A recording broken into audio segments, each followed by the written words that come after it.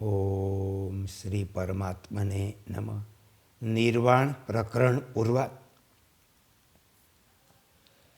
શ્રી વશિષ્ઠજી કહે, રામ, જ્યારે મુનિ શ્રેષ્ઠ તે કુંભે રાજા શિખિતવદને આ પ્રમાણે સમજાવ્યા ત્યારે તેઓ જ્ઞાની થઈ ગયા, મહામોહથી નિવૃત્ત થઈને સ્વભારૂપ બની ગયા. ત્યારે કુંભે કહ્યું કે, હે મહારાજ, મેં પહેલાં જે આત્મતત્વનો ઉપદેશ આપ્યો હતો તેને ગ્રહણ કરીને અજ્ઞાનરૂપી આવરણથી મુક્ત થઈ જવાના કારણે તમે તેજસ્વી બનીને ખૂબ શોભાયમાન થઈ રહ્યા. હવે તમારે જે થોડું જાણવાનું બાકી તે તમે સાંભળો. રાજન, આ જે કાંઈ પણ સ્થાવર જંગમ નાનાવિધ આકાર પ્રકારોથી ભરેલું જગત દેખાય તે બધું કલ્પની સમાપ્તિમાં નષ્ટ થઈ જાય. ત્યાર પછી જ્યારે મહાકલ્પની લીલા સમાપ્ત થઈ જાય ત્યારે એકમાત્ર પ્રસન્ન, ગંભીર, સર્વવ્યાપક સચ્ચિદાનંદ પરમાત્મા શેષ રહી જાય. તે પરમાત્મા કેવલ ચિન્મય, વિશુદ્ધ, શાંત, અનંત, સંપૂર્ણ કલ્પનાઓ રહિત અને પરમ દિવ્ય જ્ઞાન સ્વરૂપ છે. તે તર્ક રહિત, અવિજ્ઞેય એટલે કે જાણી ન શકાય તેવો સમ સ્વરૂપ, કલ્યાણમય, નિંદા રહિત, જ્ઞાનથી પરિપૂર્ણ અને નિર્વાણ બ્રહ્મ સ્વરૂપ છે. તેથી હે રાજન, પરમાત્માથી ભિન્ન બીજી કોઈ કલ્પના આ સંસારમાં છે જ નહીં. તમને જે નિર્મળ પરમાત્મા તત્વ જ્ઞાત થયું તે પરિપૂર્ણ અવિનાશી બ્રહ્મ તમામ આકાર પ્રકારોથી યુક્ત થઈ પ્રગટ થયો હોય એવો તે સર્વ સ્વરૂપ થઈને સદા સ્થિત રહે. પ્રત્યક્ષ આદિ પ્રમાણોથી અગમ્ય હોવાના કારણે તે અનિર્વચનીય, શ્રેષ્ઠ અને વિલક્ષણ પદાર્થ છે. તે સર્વ સ્વરૂપ પરમાત્મા, સર્વનો આત્મા, તે અતિ સૂક્ષ્મ, શુદ્ધ અને અનુભવ સ્વરૂપ, તે વાસ્તવમાં ન કર્તા છે, ન કર્મ છે, ન કારણ છે. તે સતચિત આનંદમય પરમાત્માના અવિનાશી, અગમ્ય સ્વયં અનુભવ સ્વરૂપ છે. આ જગત અર્થાત રૂપે જાણી લીધા પછી પરમ કલ્યાણકારક થઈ જાય. કેમ કે આ પરમાત્માના સંકલ્પથી ઉત્પન્ન થવાના કારણે પરમાત્માનું સ્વરૂપ છે.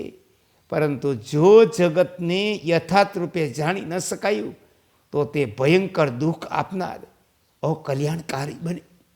જેમ અગ્નિ ચિત્ર વિચિત્ર રૂપે પ્રગટ થયો હોય તો પણ વાસ્તવમાં તો તે પોતાના સ્વરૂપમાં રહે, તે પ્રમાણે સંકલ્પથી અન્ય રૂપોમાં આવિર્ભૂત થયેલી બ્રહ્મ સત્તા પણ પોતાની યથાર્થ બ્રહ્મ રૂપમાં સ્થિત રહે, પોતાના યથાર્થ બ્રહ્મ સ્વરૂપમાં સ્થિત રહે.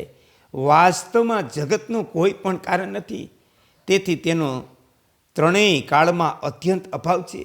બ્રહ્મ જગત રૂપે પ્રતીત થાય. કુંભે કહ્યું કે, મહારાજ, પોતાની સત્તામાં સ્થિત બ્રહ્મ વાસ્તવમાં તો ન કોઈનું ઉપાદાન કારણ છે, ન કોઈનું નિમિત્ત કારણ છે. તે માત્ર વિશુદ્ધ અનુભવ રૂપ છે. અનુભવ રૂપ તેનાથી ભિન્ન બીજો કોઈ પદાર્થ નથી. જે કંઈ અહમતા આદિ જગત પ્રતીત થાય તે પણ બ્રહ્મનો સંકલ્પ હોવાના કારણે અનંત બ્રહ્મરૂપ છે. રાજા શિખિત બોલ્યા કે, હે મુનિવર, હું માનું છું કે કલ્યાણમય પરમાત્મામાં વાસ્તવમાં અહમતા આદિ જગત નથી. તેમાં જે જગતનું જ્ઞાન થાય તે કયા કારણે થાય તે તુરંત મને કહો. કુંભે કહ્યું, સાધુ, અસીમ જગતનો વિસ્તાર કરનાર જે અનાદિ અનંત બ્રહ્મ છે તે પોતાના સંકલ્પથી જગત અને જગતના જ્ઞાન જેવું બની સ્થિત છે. તેથી તે જગત સ્વરૂપ કહેવાય. જેમ જળમાં સાર વસ્તુ રસ છે તેમ બધાય પદાર્થોની સાર વસ્તુ પરમાત્મા છે. જો શાંત બ્રહ્મરૂપી પદ જગતનું કારણ માનવામાં આવે તો પછી નિષ્ક્રિય, અગમ્ય, કર્ય વગેરે શબ્દોથી જે બ્રહ્મનું વર્ણન કરવામાં આવ્યું તે કઈ રીતે સિદ્ધ થશે? આ બધી યુક્તિઓથી આ સ્પષ્ટ થાય કે વાસ્તવમાં તે બ્રહ્મ કોઈ પણ કાર્યનું ન નિમિત્ત કારણ છે, ન ઉપાદાન કારણ. તેથી આ સૃષ્ટિનું અસ્તિત્વ કોઈ કાળમાં છે જ નહીં.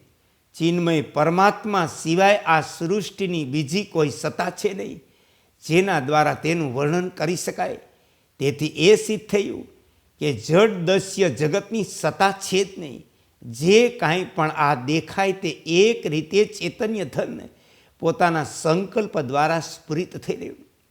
તે જ અહમભાવ જગત વગેરે શબ્દ શબ્દાર્થ રૂપી રસોથી યુક્ત જેવો થઈ પાસે છે.